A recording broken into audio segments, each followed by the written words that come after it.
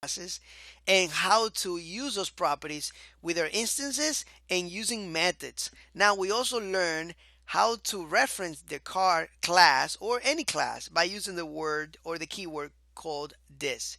We had a lot of fun on the last video. I hope you did because I did. Now on this video we are going to be learning how to what? Do you know the title? We are going to be learning about inheritance, all right? Now, you got to pay a lot of attention to this video here because inheritance is something super important in OOP, object-oriented programming. All right. So when we deal with classes, we know that we can use the properties inside of the class with other methods, and we can use other functionalities of this class with the methods, right? Within the methods. Now, you know that we can also create different classes. So anyway, before we do that, let's go ahead and do a save as before I get into any more deeper than what I'm getting right now, because I want to show you visually what I'm trying to do. So class, let's call this, let's do a save as on this and call it class inheritance. Inheritance. I think I'm trying to inheritance. There we go. I think I got it right.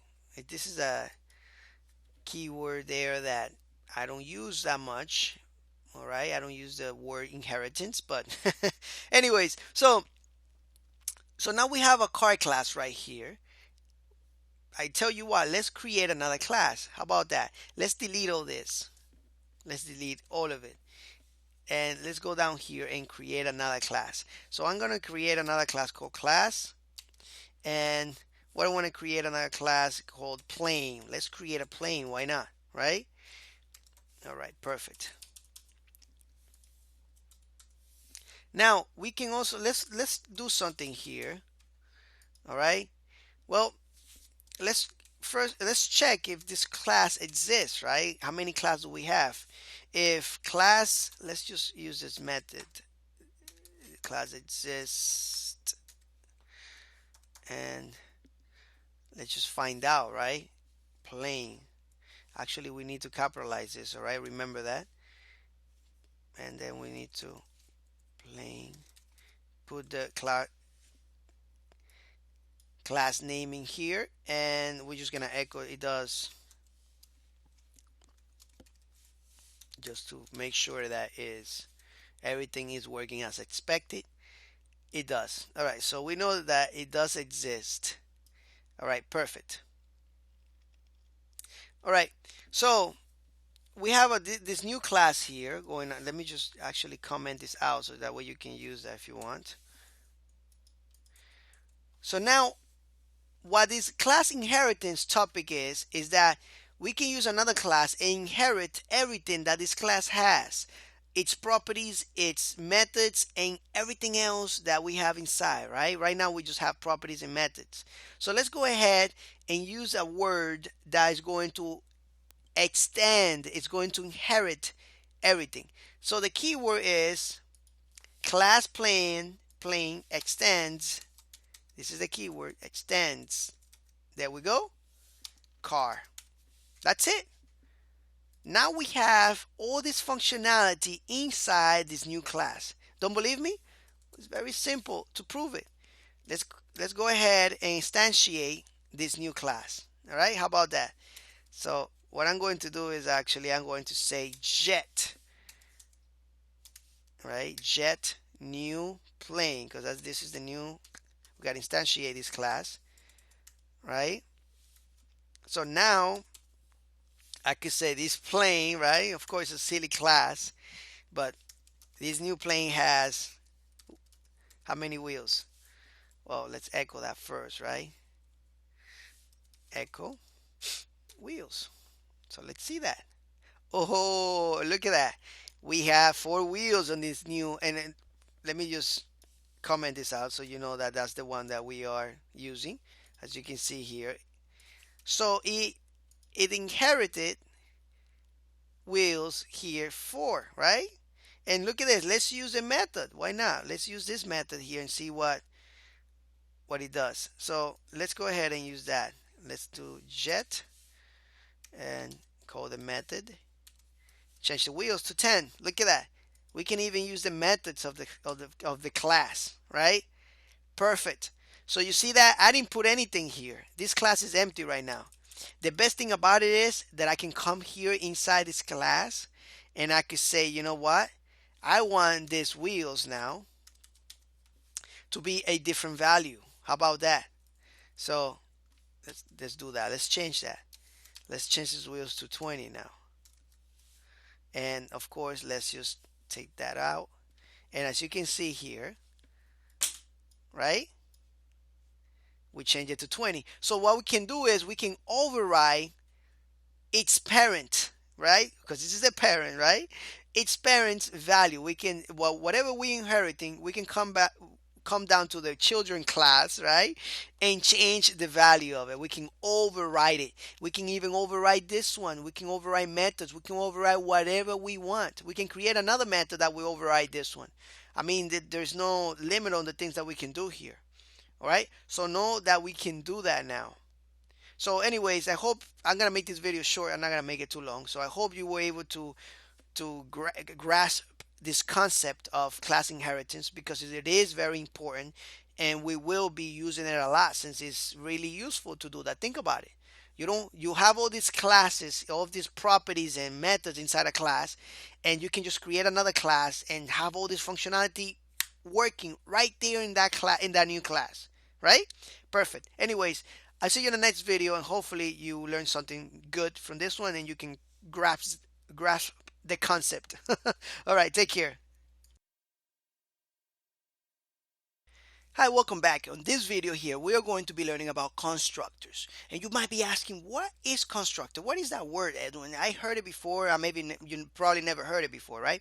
But, well, constructors are just methods, and methods that will do something when we create an instance of a class. As long as as soon as we create an instance, it will do something for us. Now, it's actually easier for me to show you. So let's go ahead and open our co-editor and let's create a save as. This was save as from class underscore card 3.php.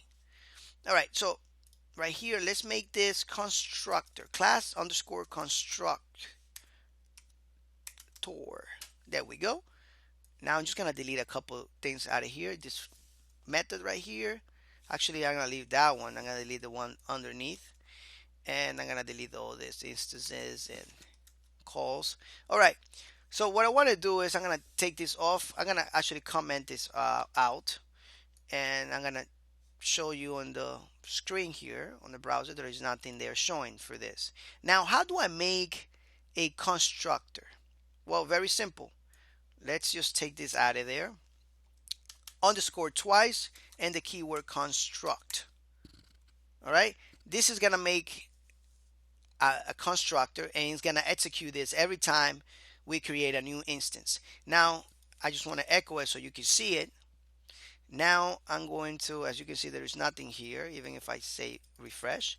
But once I create a new instance, which is going to be this one, I save the file, you can see that executed this automatically. All right, it echoed this automatically on the screen. So look what happened now if I go ahead and create another instance, and let's call this truck. We get another one. Let's create another one. Let's just keep doing it. And let's call this semi. Every time we create a new instance, this construct gets executed. Now you might be asking yourself, why in the world do I need this? Why? Well, sometimes we need to do certain functions before we execute a program. For example, we can go to the database and check if the user did something in the program, or if the user exists, then we want to create some default values or for this specific object, or maybe we want to go inside the special program when we, let's say for example, just to give you a quick example, we create the new instance, right, of car, and we have some default values we want the car to do.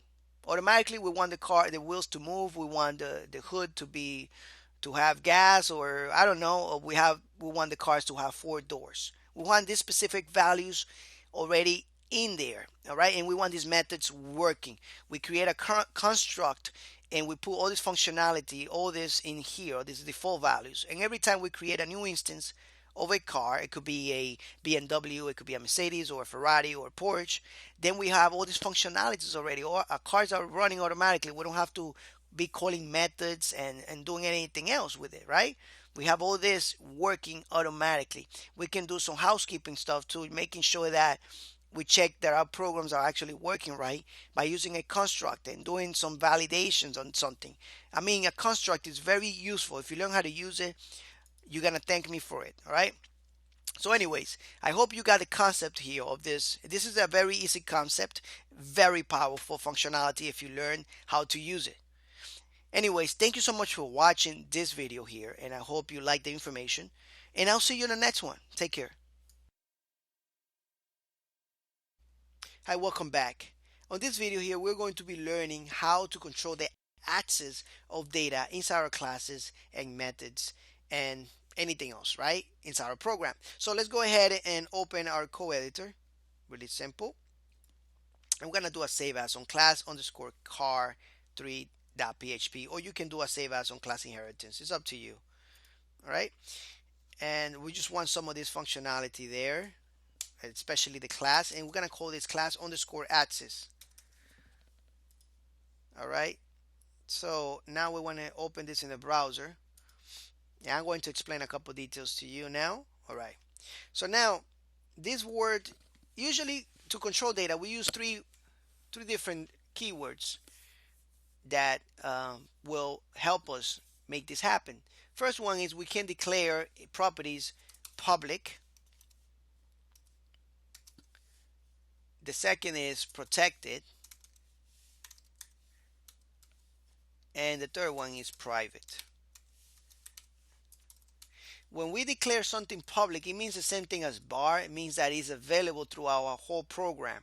All right, so this data here is public, very descriptive.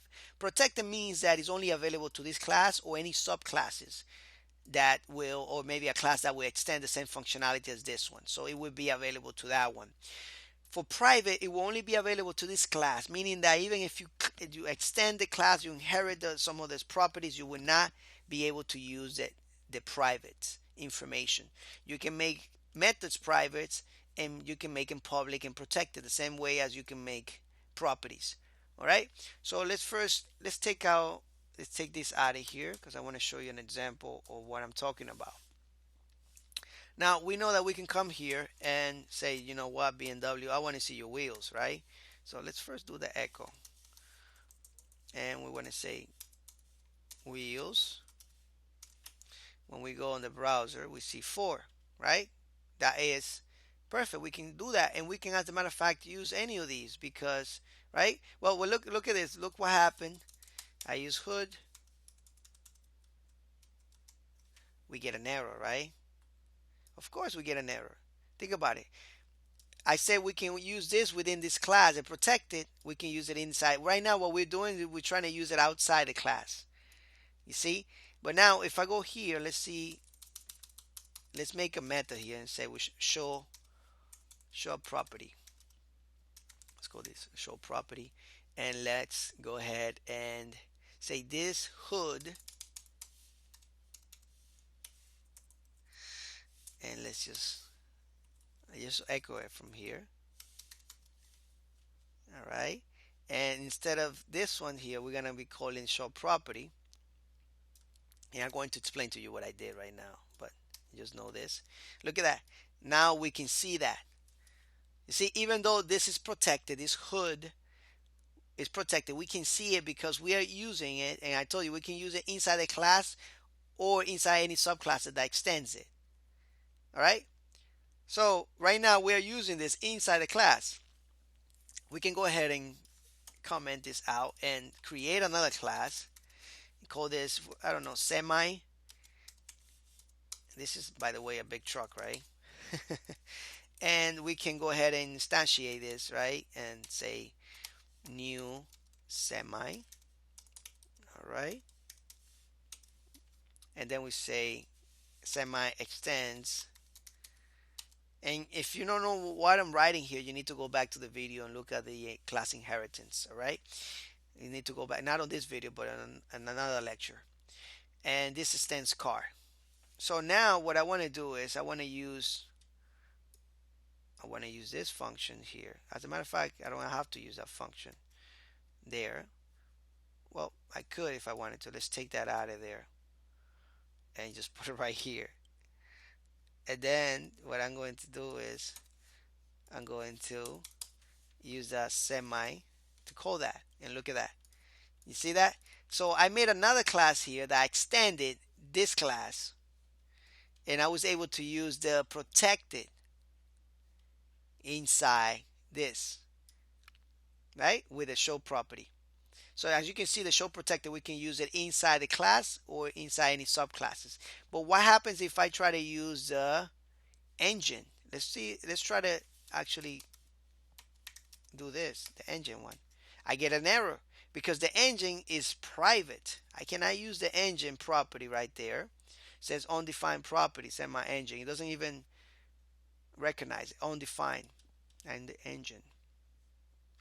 All right. So I can't use that private there. It doesn't even know that it's there because it's private to that, right? So how can I use this private? Well, take that out of here, this function here. Let's put it back here.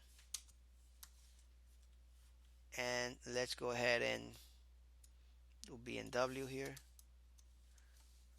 And let's just take this out of here. BMW. And we can use it inside the class. Private.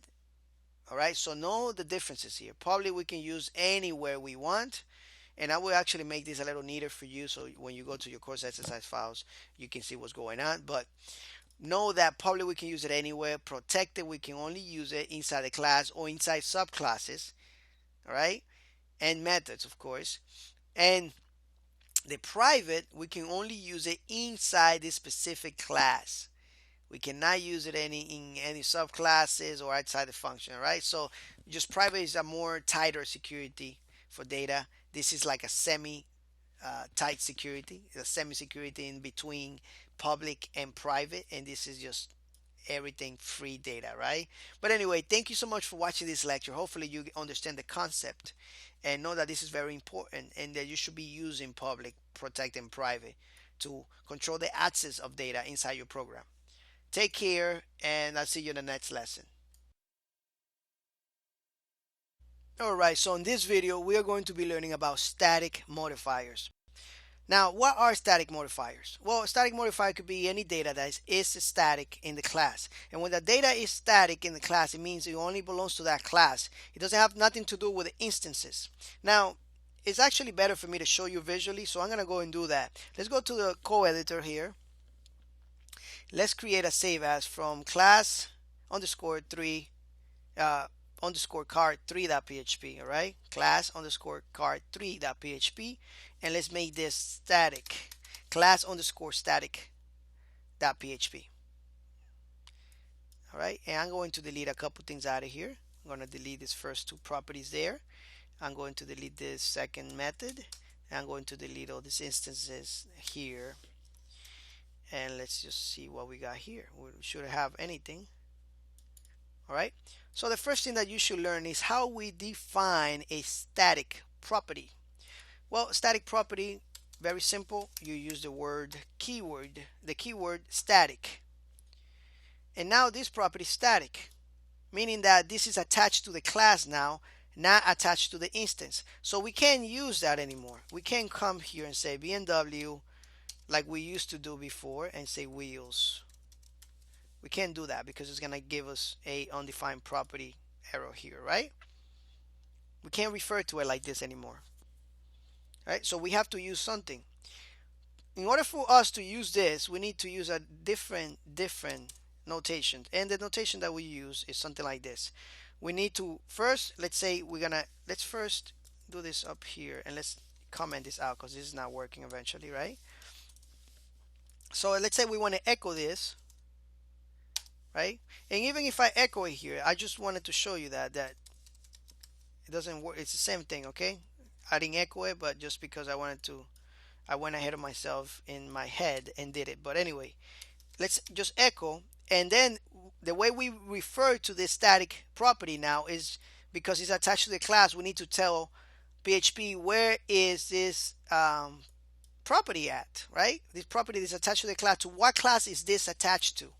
So we know that it's attached to car, which is that's the class right there. And then the way we refer it, instead of using the arrow here, we use two dots, right? Colon. We use two colons here, and then we write the name. But we first need to put the dollar sign because now this is a variable, all right? It's not an instance property, all right? And that's it right there. All right, so I know it looks pretty weird, but that's the way it is. So now this is just a static property. We can use it anywhere we want as long as we refer to the class where it's located. We can also have static functions, methods within the class. All right, so that's not the only data we can have. We can have static uh, methods that are only attached to the class instead of it being attached to the instance. All right, so because you know that in order for us to use these properties here in a normal sense right here like this, we need to create an instance. There's no other way of using it unless we create an instance, right? But not anymore. If we use static, we can use that in instances. We can use it anywhere we want, but we have to use it like this. All right, just know that about that. We can also, let's now another thing that I want to discuss about, let's say for example, now you can use a regular method and call a static property. That's not a problem, but we need to refer it differently. So the way we refer to this class, instead of using this variable that we use with the instance, right, what we do is we refer to this is very simple. We use the name of the class, the two colons, and the variable there. All right, the variable, the dollar sign, the symbol, or whatever you want to call it. And then we can invoke this. And the way we invoke it is very similar to how we invoke. So now that this wheels here has a different value, that we can go ahead and echo that. So, but we first, to do that, let's go ahead and car, two dots, and then the name of the method. Always use the two dots first. And now we can see the value changed to 10. Right? So to call any static data inside the class, we use the two dots right here like this. So we change this arrow for two dots, and instead of having the instance name, we have the class name. So that's the difference there. Don't let that trip you off there. It would trip a lot of programmers, as a matter of fact, when they're first starting. But know that this is the way it is. So if you have any errors or something like that, look for dollar signs that you're missing, because if you see in the instance we don't use dollar signs, so that could trip you off there. Make sure that you're not using the instance name. Make sure they're using the class name. All right, so anyways, thank you so much for watching this video. I hope you learned some valuable information, and I see you on the next lesson. Take care. All right, so we are on section 10 finally, right? So now we got to section 10 here. Congratulations for those of you that made it. For those of you that did not make it, well, we'll wait for you, right? Yeah, right. We need to keep going. But anyway, so we are in section 10 here inside the practical app folder right here. And we go to 10. There we are. So now what we need to do is follow some instructions here. It's asking us to create a class called dog, send some properties for dog, example, eye colors, nose, or fur color. Make a method, show all, name, show all, that echoes all the properties, and instantiate the class or create the object and call it. All right. Call the method, show all, of course. All right, so go ahead and look at this. Pause the video, look at the instructions, follow it, and do it. You should know how to do that. If not, you need to go back to the section and find out how to do it, right? On the next couple seconds after you pause it, and when you come back, of course, a couple seconds for me, but it might be a day for you. I don't know how advanced you are yet. So anyway, pause the video and do it.